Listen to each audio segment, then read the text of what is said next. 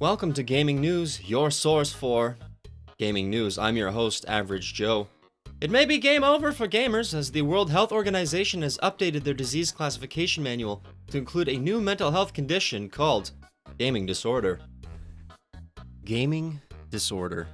Gaming disorder. So now you play games, you do something you enjoy, and you've got a mental health condition according to the World Health Organization. Thankfully, it has not been adopted by some national groups or local groups. For instance, the American Psycho whatever people have said, no, we're not going to take that right now. Little Billy playing Fortnite for 14 hours with his mom's credit card telling her to f*** off. Maybe that is a bit of a parenting issue.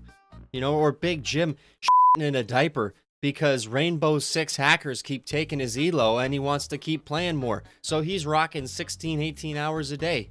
Or let's look at our buddy Ninja. What did Ninja do before he streamed, before he became pro? He'd sit down and play Halo for 12, 14 hours a day. I watched the documentary. I fucking know what's going on. So he'd sit down there and play for 12, 14 hours. Now everyone's like, oh yeah, oh Ninja, good job, Ninja, good job. He plays all day. He's been playing games his whole life. He's been playing a lot. You're gonna tell me that Ninja is mentally ill? I mean, maybe he is, but not for gaming. There's been a war on gaming, silently or loudly, for a long time, and it started when they had the violent games and then they pushed the ratings. And sure, we won't get into ratings right now, but violent video games, now it's a mental health condition. Let me tell you something. You play a game for 8 hours a day, it's a disease. You go do something you hate for money for 14 hours and it's called work. Set your marker for Pi Non. Blue Balls Entertainment has finally released the Savage map, also known as Sandcock. Blue Balls Entertainment has also released a Battle Pass system for PUBG. The cost, around $10. You'll earn experience based on your match performance, as well as if you're able to complete certain objectives within the game. That is, of course, if they are implemented and working at the time. You will gain inventory skins and items, however, not all of them will be permanently added to your account. A member of Blue Balls Entertainment was quoted as saying, "It'll probably be a messy process because it's our first time doing something like this." Yeah, I'm back again. Brandon. The Battle Pass. Okay, so it's not even called a Battle Pass. It's their fucking event pass thing. Stolen from Fortnite, obviously. Oh, maybe Fortnite should sue PUBG for stealing their shit now. And the Blue Balls people even said this, and I quote, "It'll probably be a messy process because it's our first time doing something like this." You guys got so much fucking money, and I think talent at that studio, that you can't fucking... Fortnite doesn't have these issues. Why can Epic do this, but Blue Balls Entertainment cannot? I don't understand. I really don't. Now let's have a real talk for a second here.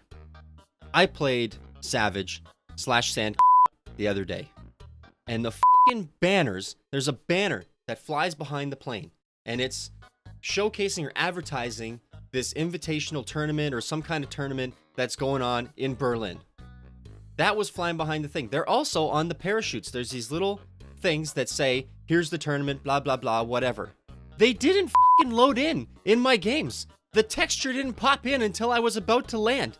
They fucking fixed the game already. Like, stop implementing. Yes, I get it. The two teams thing, whatever, different people, different things. Take your fucking money and put it all into making the game better. Polish the turd, get the thing done. Fix the bugs, fix the hackers, optimize the game. I'm getting 90 frames in the game. Go play Hunt Showdown. I get 90 frames in that fucking game too, and it's Crytek. My card should be melted by now.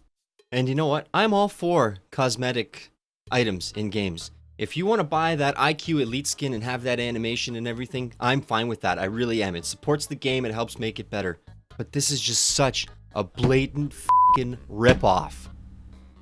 It's such a money grab. It's an obvious cash grab from a company that has more cash than it knows what to do with, unless they blew it all on Brandon's grooming habits.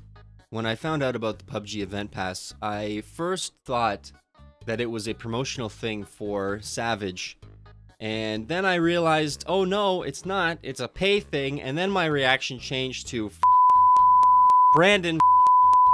In the words of the illustrious scholar, Filthy Frank, it's time to stop!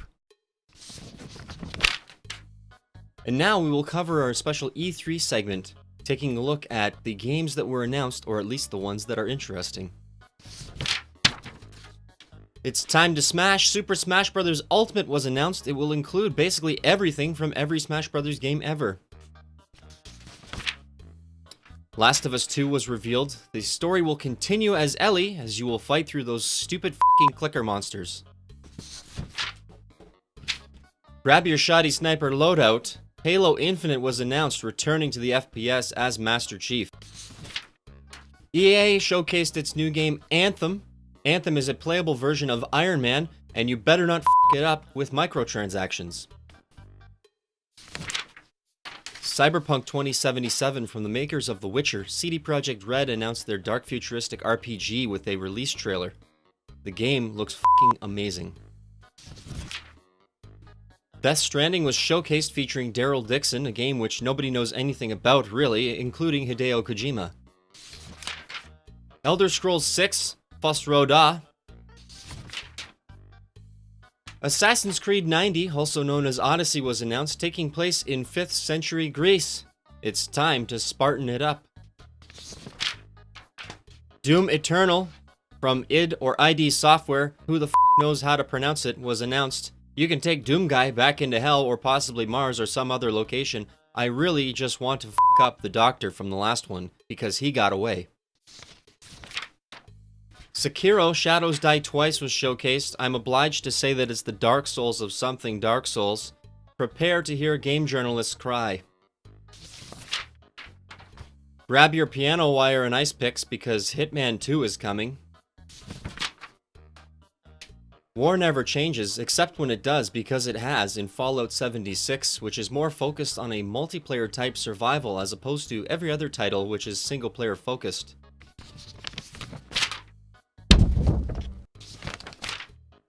Division is back with Division 2.